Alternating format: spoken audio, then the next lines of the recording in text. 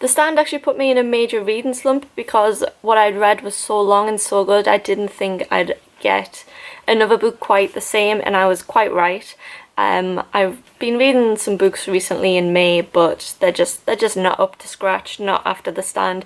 But I moved on to comics, which I found were a lot better for me, and it was what I needed. So I reread Saga, and I have a review about Saga already, which I will put somewhere around here.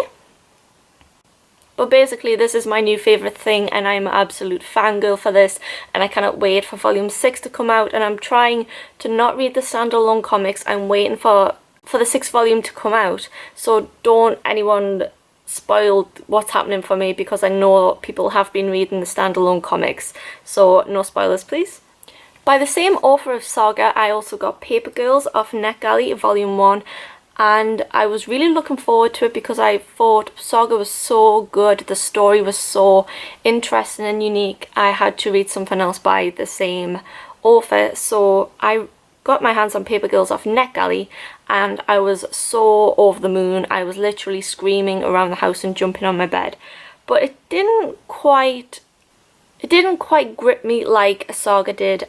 Paper Girls is set in the 80s, and there's a lot of references that I personally don't understand, being born in 1993.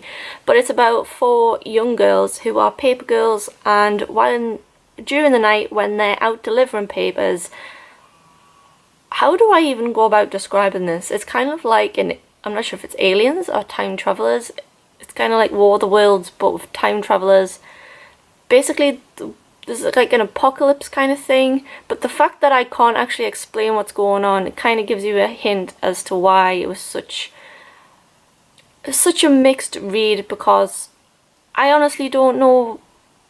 There was like ninja aliens and time travelers, and that was a bit too kooky for me, and the fact that I couldn't follow it frustrated me and definitely made my rating of it much more negative than what I thought it was going to be, just because I didn't really understand what was going on at all. I'm probably not going to buy it, and I'm probably not going to carry on just because it was too out there for me and I just couldn't grasp what was happening. I did really enjoy the art.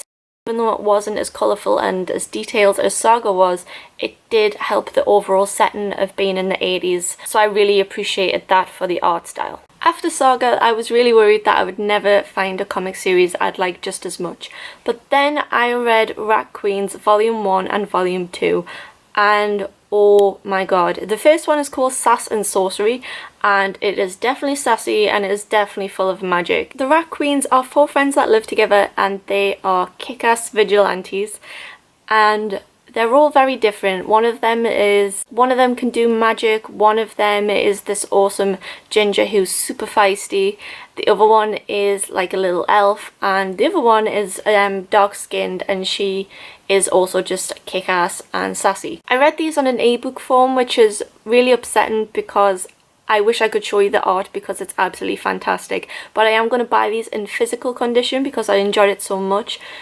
In the first volume, the storyline didn't really grasp me so much. What grasped me the most was the humour in it, how sarcastic it was. I love anything with sarcastic humour. If you know me at all, you will know that my sense of humour is very sarcastic. I don't really like a lot of comical things. My sense of humour is mostly dry, so if you also enjoy that type of humour, then I would totally recommend Rat Queens.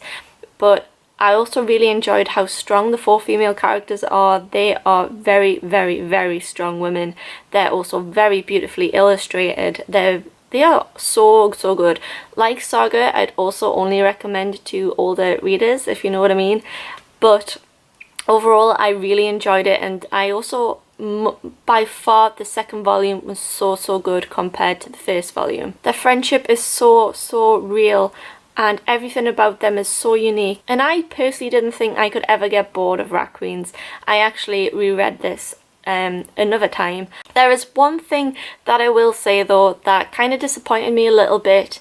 I know that Rat Queens is still an ongoing series, and I did go to read volume 3 and saw that they had changed the illustrator, and I didn't think the standard of this illustrator matched the standard of the first illustrator, although I understand why it had to change, because the first illustrator ended up getting sentenced for, I think, don't quote me on this, for domestic abuse. But I thought that maybe the author could have found, or the producer could have found, a illustrator who matched his style a little bit more.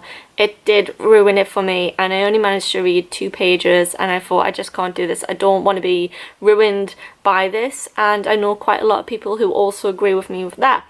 But I would say Volume 1 and Volume 2 are still worth reading, even though Volume 3 has had dire reviews. You know what, I tell a lie, I actually read another comic volume as well. How could I forget this? This I also read off NetGalley, so it's an ebook, but I am going to buy this in physical copy, and it was called I Hate Fairyland, and I downloaded it on a whim, not really knowing what to expect. I basically thought it was going to be cutesy and like childish, but I could not be further from the truth. It was everything that I didn't know that I ever needed. I Hate Fairyland is about a 10-year-old girl who is sat in her bedroom praying that she would end up in this cutesy world of fairyland, and she's sucked through into fairyland in a hole in her floor. She ends up in fairyland, and the queen tells her that she can escape fairyland if she wants to by finding a key. She's given a map with some clues how to find this key, and she sets off on her hunt to find it. Only 28 years later, she's still in fairyland. She's still in her 10-year-old body, but she has grown inside her head into the adult that she now is. And this adult is very bitter about still looking for this key and still trying to get out of fairyland, and she's going on a murderous rampage of the inhabitants in fairyland and the environment. So it has a lot of swearing in, it has a lot of sassing, and the jokes are so funny. I don't know if it was just because I didn't expect it that I thought it was funnier than what it was, but this literally had me lying in bed, tears rolling down face, crying with laughter, and it was just something else, something so unexpected, and I really recommend I Hate Fairyland.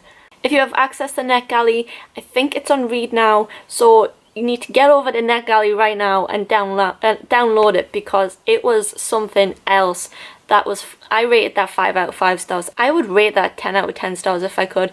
It's probably one of my most favourite things I have read in a long time, just because of how different it was, how adult it was, and how it just seemed very satirical to me of everything cutesy and girly, and I absolutely loved it. I was quite curious to see what other people thought about it, so I had a look on Goodreads, and the comments on it as well, they were all very positive. A lot of 5-star ratings, a lot of people saying that they just didn't expect it to be like that, and that everything about it was great. And the art style was also really good. I would rate the art style on par with Saga. It was very colourful, very well detailed, and everything, honestly, everything about it was awesome. So where I'm at with my reading right now, I'm kind of in a slump with books. I've just suddenly developed this great love for comics, and I've never had that before. I've never been a comic reader. I've always been interested in mangas, but not comics. And since discovering all these great comics like I Hate Fairyland, Saga, and Rat Queens, they're just my go-to things right now, because they're so much easier to read, and the visuals are something else. You can really appreciate the level of artisticness as well as the storytelling. If anyone would like a video about comics and where to find them and how to get into them, let me know in the comments, and if there's enough response for that, I'll do something about that as well, because I feel like I'm reading enough now to give that advice for someone that's trying to get into comics, like I have been recently. And if you don't know, I document everything that I read on Goodreads. Every review I put on there, I write very in-depth reviews on Goodreads, more than I ever say in these videos. So if you want to find me on Goodreads, my link is in the description as well. I appreciate this has been a very long video, so I'm going to end it here, but thank you for subscribing. I've recently reached 1,000 subscribers, which totally blew me away, and I think I found this out when I was at work, and I was just kind of like, but couldn't tell anyone because nobody knows. So thank you for watching, thank you for subscribing. I'll see you soon in a video about The Stand. Bye!